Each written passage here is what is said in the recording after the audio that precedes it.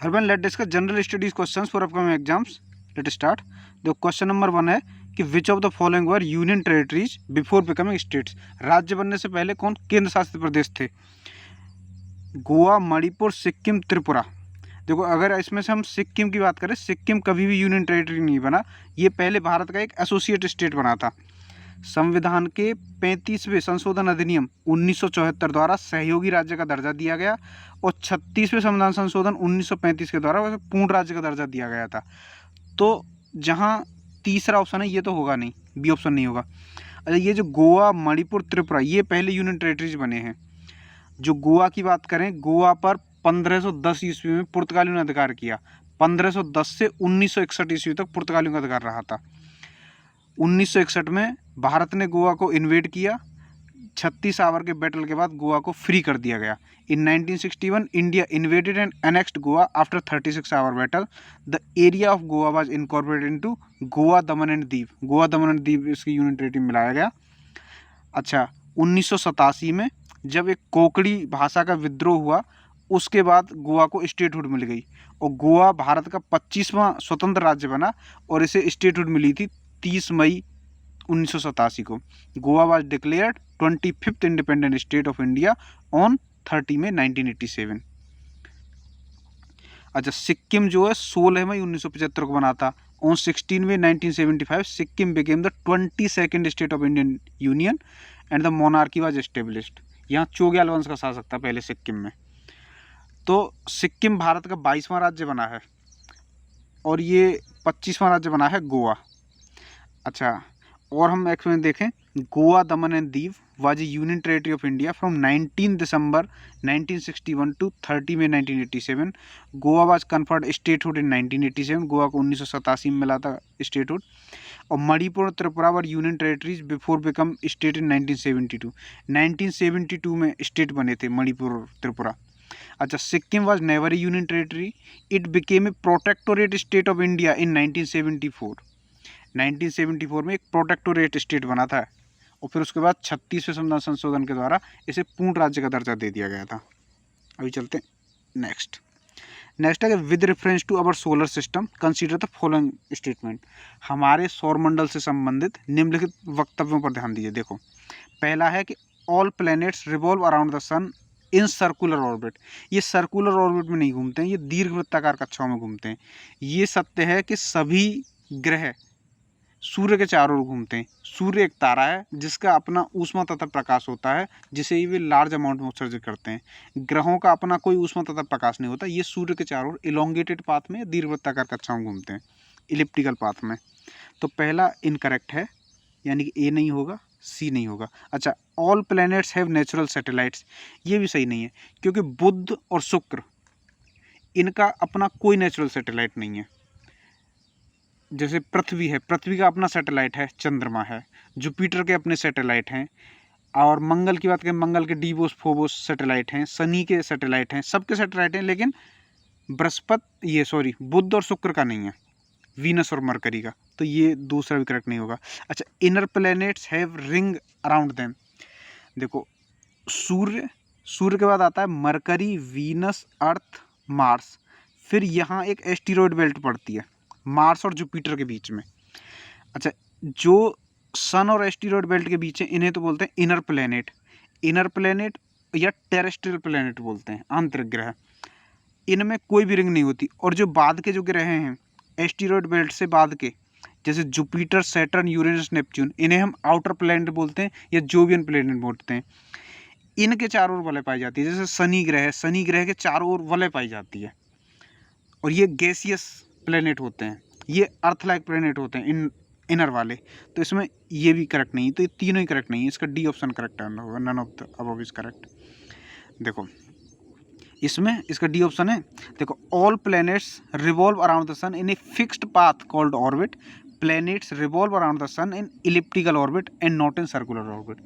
ये सूर्य के चारों दीर्घवृत्ताकार कक्षा में घूमते हैं, वृत्ताकार में नहीं।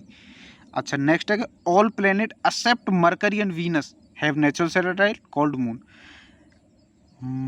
बुध और शुक्र के अलावा सभी ग्रह के अपने प्राकृतिक उपग्रह होते हैं। अच्छा, द आउटर प्लैनेट्स और jovian planets are gaseous origin and have ring around them. जो गैसियस प्लेनेट हैं, जोवियन प्लेनेट हैं, जो क्षुद्र ग्रह से अरुण तक हैं, वरुण तक हैं, उनके चारों ओर वलय होती है, जबकि आंतरिक ग्रहों के चारों ओर कोई भी वलय नहीं होती है। अभी चलते हैं नेक्स्ट क्वेश्चन है, विच of the following painters were employed by Jahangir in his court. Jahangir के कोर्ट में कौन कौन पेंटर थे? तो देखो, जहांगीर के दरबार में एक तो उस्ताद मंसूर थे, जो पक्षी बनाने के लिए बेहद प्रसिद्ध थे, और एक बिसनदास थे। अच्छा, अगर हम इनकी बात करें, मीर सैयद अली और अब्दुल समद, इनको हुमायूं लाए थे ईरान से, तो ये तो जहांगीर के दरबार में नहीं थे। तो तीसरा और चौथा करेक्ट होगा, इसका मतलब सी ऑप्शन करेक्ट आंसर होगा। देखो, जहां चित्रकला के क्षेत्र में जहांगीर ने सर्वाधिक ध्यान दिया, वह खुद चित्रकला का पारीख था। उसके दरबार में अबुल हसन, उस्ताद मंसूर, फर्रुख बेग तथा बिसनदास नामक सुप्रसिद्ध चित्रकार थे। अबुल हसन को उसने नादिर जज जमा, उस्ताद मंसूर को नादिर उल असर की उपाधि से नवाजा गया था। उस्ताद मंसूर दुर्लभ पशुओं, विरले पक्षियों एवं अनोखे पुष्पों का कुशल चित्रकार था। साइबेरिया का बिरला सारस, ये उस्ताद मंसूर की ही रचना है। और इसमें देखें, the foundation of the Mughal painting was laid by Humayun when he was staying in Persia. He brought with him 2 painters, 2 painter Humayun लेके आया था, मीर सैयद अली और Abdul Samad, to India. Mughal painting reached its climax during the reign of Jahangir. Jahangir के काल में चित्रकला अपनी पराकाष्ठा पर थी।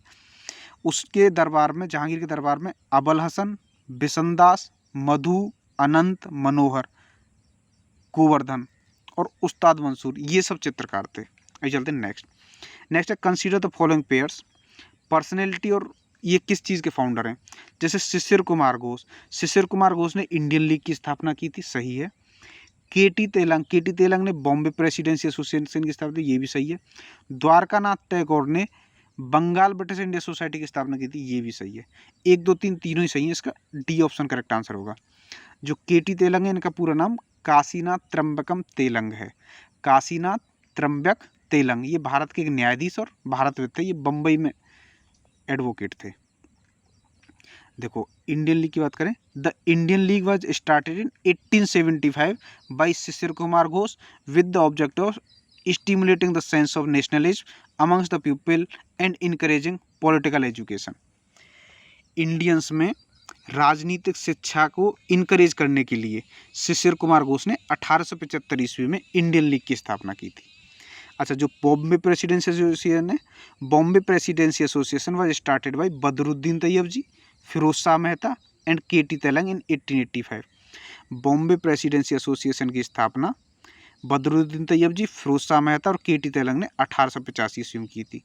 एक थी मद्रास महाजन सभा 1884 ईस्वी में, ये एस सुब्रमण्यम अय्यर और पी आनंद चार्लू ने स्थापना की थी। अच्छा, जो बंगाल ब्रिटिश सोसाइटी है, इसकी स्थापना 1843 ईस्वी में द्वारकानाथ टैगोर और जॉर्ज थॉमसन ने की थी। चलते नेक्स्ट। देखो, अभी इसमें और एक्सपेंड देखें, जो बॉम्बे प्रेसिडेंसी एसोसिएशन है, उसकी स्थापना फिरोज शाह मेहता, केटी तेलंग और बदरुद्दीन तैयब जी ने की थी 1885 ईस्वी में। जो इंडियन लीग थी, इंडियन लीग की स्थापना 25 सितंबर 1875 को अमृत बाजार पत्रिका के संपादक और मालिक शिशिर कुमार घोष ने स्थापना की थी 1875 में। इनकी पत्रिका अमृत बाजार पत्रिका थी, इन्होंने इंडियन लीग की स्थापना की। एक थी ईस्ट इंडिया एसोसिएशन की स्थापना 1866 ईस्वी में दादा भाई नौरोजी द्वारा लंदन में की गई थी। इसका मुख्य उद्देश्य ब्रिटिश जनता के बीच भारत के हित से जुड़े प्रश्नों को उठाना था। अब चलते हैं नेक्स्ट क्वेश्चन। 5वां क्वेश्चन है कि which of the following statement regarding the government of India act 1935 is not correct. Government India act 1935 से संबंधित कौन सा कथन सत्य नहीं है? पहला है कि it extended separate electorate to women, बिल्कुल सही है। देखो, पृथक निर्वाचन की मांग 1906 से स्टार्ट हो गई थी, जब मुस्लिम लीग की स्थापना हुई थी, जिसे 1909 में दे दिया गया। मुस्लिमों के लिए पृथक निर्वाचन की मांग स्वीकार की गई थी 1909 के मॉर्लेमेंटो रिफॉर्म्स में।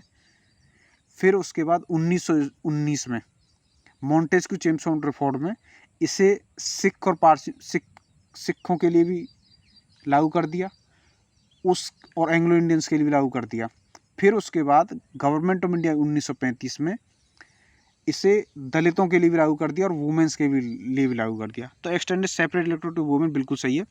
It provided for establishment of federal public service commission, ये भी बिल्कुल सही है। फेडरल पब्लिक सर्विस कमीशन भी बना था, जॉइंट पब्लिक सर्विस कमीशन भी बना था। एक it provide establishment of federal court, federal court की भी स्थापना हुई थी दिल्ली में, जिसकी स्थापना 1937 में हुई थी। फिर में it abolish by cameralism all the, ये गलत है, बाई कैमरलिज्म तो इस्टेब्लिश हुआ था 6 आउट ऑफ 11 प्रोविंसेस में, 11 प्रोविंस में से 6 प्रोविंसेस में बाई कैमरलिज्म की शुरुआत हुई थी। Bicameral legislatures were introduced in some provinces like Bengal, Madras, Bombay, Bihar, Assam और यूनाइटेड प्रोविंस में, यूनाइटेड प्रोविंस जो आजकल का उत्तर प्रदेश है। और इसमें एक चीज़ हुई थी कि dyarchy was established at the provincial level, provincial level पर डायरची को ख़त्म किया गया था। देखो इसमें देखें, गवर्नमेंट इंडिया एक्ट जो 1935 है, इसका ये डी ऑप्शन करेक्ट है, ये गलत है। देखो, it further extended the provincial communal representation by providing separate electorate to depressed classes, women and laborers.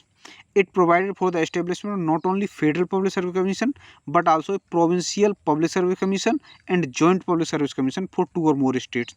अच्छा, it provided for the establishment of Federal Court which set up in 1937. It introduced bicameralism in 6 out of 11 provinces. Thus, the legislature of Bengal, Bombay, Madras, Bihar, Assam and United Provinces were made bicameral, consisting of Legislative Council Upper House and Legislative Assembly Lower House. तो ये था government India act 1935 के बारे में। So these were 5 question that we have discussed. Thanks for watching.